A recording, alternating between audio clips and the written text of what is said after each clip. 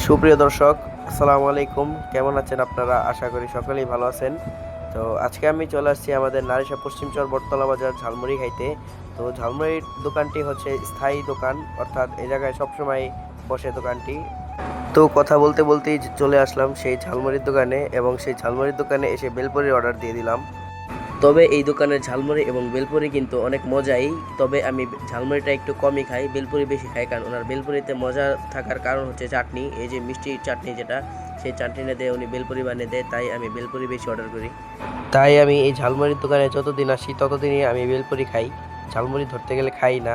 ওনার দোকানে আমার আসা হয় শুধু বেলপুরিটা খাওয়ার জন্য, কারণ ওনার দোকানের বেলপুরিটা ভাই বলতে হবে। আপনারা যারা যারা এখনও এই বেলপুরিটি খান নাই বা ঝালমুড়ি খান নাই, অবশ্যই তারা এখানে আসবেন, এসে ট্রাই করবেন। এবং আজকের ভিডিওটা কেমন লেগেছে অবশ্যই কমেন্ট করে বলবেন। ভিডিওটা আজকের মতো এই পর্যন্ত ছিল। ধন্যবাদ সকলকে। আসসালামু আলাইকুম।